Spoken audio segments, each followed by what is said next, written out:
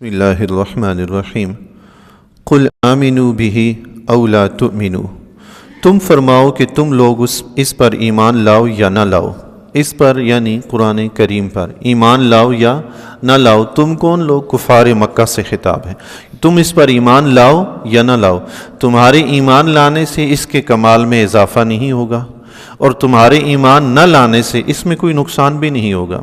یہ حق ہے، حق رہے گا، ہمیشہ کے لیے آیا ہے، ہمیشہ رہے گا۔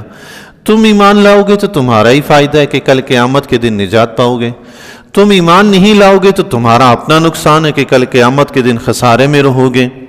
ٹرین اپنی منزل پہ جاتی ہے، جو مسافر اس میں بیٹھ گیا وہ منزل تک پہنچ جاتا ہے، ٹرین اسے منزل تک پہنچا دیتی ہے، اور جو مسافر ٹرین میں سوار نہیں ہوتا وہ اپنا نقصان کرتا ہے کہ منزل سے پیچھے رہ جاتا ہے۔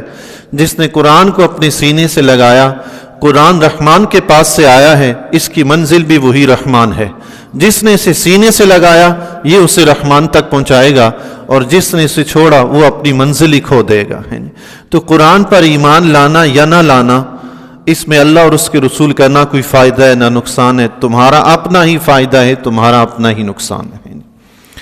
ان الذین اوتوا العلم من قبلہ، بے شک وہ لوگ جنہیں اس سے پہلے علم دیا گیا ہے، اذا یتلی علیہم، جب ان پر تلاوت کی جاتی ہے، یخرون للاذقان سجدا، ٹھوڑی کے بل سجدے میں گر جاتے ہیں۔ اللہ، یہ آیت سجدہ ہے، یاد رکھیے گا جی، آیت سجدہ ہے، سب پر سجدہ واجب ہو گیا، جس نے سنی ہے سجدہ کر لیجئے گا بعد میں۔ تو فرمایا کہ بے شک وہ لوگ جنہیں اس سے پہلے، قرآن کے آنے سے پہلے ہی اللہ تعالیٰ نے علم دیا، اہل کتاب، تورات اور انجیل کو ماننے والے اہل حق جو تورات اور انجیل کا علم رکھتے تھے، انہیں پتہ تھا کہ حضور علیہ الصلوۃ والسلام آئیں گے، قرآن نازل ہوگا، وہ اس کے انتظار میں تھے۔ جیسے حضرت کعب احبار رضی اللہ تعالیٰ عنہ، حضرت عبداللہ بن سلام رضی اللہ تعالیٰ عنہ، حضرت سلمان فارسی، حضرت ابو ذر رضی اللہ تعالیٰ عنہما، ایسے جلیل القدر صحابہ کرام جو پہلے سے ہی انتظار میں تھے، حضور علیہ الصلوۃ والسلام کی خوشخبری تورات اور انجیل میں جانتے تھے، وہ انتظار کر رہے تھے کہ آپ آئیں تو ہم ایمان لائیں۔ تو اللہ تعالیٰ نے فرمایا، اے کافرو، تم ایمان نہیں لائے تو کیا فرق پڑتا ہے، تم سے جو بہتر اور افضل لوگ تھے اہل علم وہ ایمان لے آئے ہیں۔ سبحان اللہ، انہوں نے تو قرآن کو مان لیا ہے نا۔ تو جب ان کے سامنے قرآن کی آیات تلاوت کی جاتی ہیں، رب نے فرمایا یخرون للاذقان سجدا، ٹھوڑی کے بل سجدے میں گر پڑتے ہیں۔ سبحان اللہ، ایسے بھی لوگ ہوتے ہیں جو قرآن پڑھتے ہیں، بارگاہ الہی میں سجدہ ریز ہوتے ہیں کہ مولا تیرا شکر ہے، تو نے ہمیں بہت بڑی نعمت سے نوازا ہے۔ قرآن پڑھتے بھی ہیں، روتے بھی ہیں، خوش بھی ہوتے ہیں۔ سبحان اللہ، جو قرآن کو سمجھتے ہیں۔ وَيَقُولُونَ، اور وہ کہتے ہیں، سبحان ربنا ان کان وعد ربنا لمفعولا، پاکی ہے ہمارے رب کو، بے شک ہمارے رب کا وعدہ پورا ہونا تھا۔ سبحان اللہ، قرآن کریم کی آیات سن کر سجدہ ریز ہوتے ہیں اور اللہ تعالیٰ کی حمد و ثنا بیان کرتے ہیں، رب کا شکر ادا کرتے ہیں۔ کیوں؟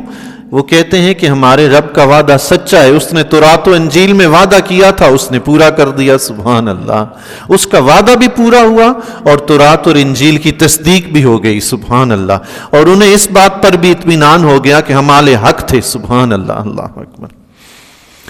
وَيَخِرُّونَ لِلْأَذْقَانِ يَبْكُونَ وَيَزِيدُهُمْ خُشُوعًا، اور ٹھوڑی کے بل گرتے ہیں روتے ہوئے، یہ قرآن ان کے دل کا جھکنا بڑھاتا ہے۔ سبحان اللہ، سجدہ ریز ہوتے ہیں اور جو قرآن پڑھتے ہیں ان کی عاجزی اور انکساری میں اضافہ ہوتا جاتا ہے۔ سبحان اللہ، قرآن ان کی عاجزی اور انکساری میں اضافہ کرتا جاتا ہے۔ جب قرآن میں خوف کی آیات پڑھتے ہیں تو روتے ہیں۔ سبحان اللہ، کبھی کبھی رحمت کی آیات پڑھتے ہیں تو تب بھی خوشی سے آنسو چھلک پڑتے ہیں۔ سبحان اللہ، اللہ کی بارگاہ میں اللہ کے خوف سے رونا، حدیث مبارکہ میں اس کے بڑے فضائل آئے ہیں۔ حضرت عبداللہ بن مسعود رضی اللہ تعالیٰ عنہ سے روایت ہے، فرماتے ہیں رسول اللہ صلی اللہ تعالیٰ علیہ وآلہ وسلم نے ارشاد فرمایا، جس شخص سے آنکھ سے آنسو نکل پڑے اگرچہ مکھی کے پر کے برابر ہو اور وہ اس کے چہرے پر بے پڑے، اللہ تعالیٰ اس پر جہنم کی آگ کو حرام فرما دیتا ہے۔ سبحان اللہ، ایک آنسو بے پڑنے سے۔ سبحان اللہ، ایک مرتبہ حضرت جبریل علیہ السلام حضور علیہ الصلوۃ والسلام کی بارگاہ عالیہ میں تشریف لائے تو آپ علیہ الصلوۃ والسلام کے پاس کوئی بیٹھے ہوئے صاحب تھے، وہ رو رہے تھے۔ حضرت جبریل علیہ السلام نے عرض کی یا رسول اللہ یہ کون ہے؟ آقا علیہ الصلوۃ والسلام نے فرمایا یہ فلاں شخص ہے۔ حضرت جبریل علیہ السلام نے عرض کی یا رسول اللہ ہم انسان کے ہر عمل کا وزن کرتے ہیں سوائے آنسو کے، آنسو جہنم کی نہروں کو بجھا دیتا ہے۔ سبحان اللہ، اللہ، آنسو کے سوا ہر عمل کا وزن کیا جاتا ہے۔ ایک حدیث شریف میں آتا ہے آقا علیہ الصلوۃ والسلام نے فرمایا اگر کسی قوم کا کوئی ایک فرد روئے اللہ تعالیٰ اس ایک کے رونے کی وجہ سے پوری امت کو نجات عطا فرما دے۔ سبحان اللہ، پوری امت کو نجات۔ فرمایا ہر عمل کا وزن اور ثواب ہوتا ہے سوائے آنسو کے، ایک آنسو سمندروں کی آگ کو بجھا دیتا ہے۔ سبحان اللہ، اللہ اللہ تبارک و تعالی اپنے پیارے حبیب علیہ الصلوۃ والسلام کے وسیلہ جلیلہ کے طفیل قرآن کریم کو دل سے پڑھنے دل سے سمجھنے کی توفیق عطا فرمائے۔ وآخر الدعوانا الحمدللہ۔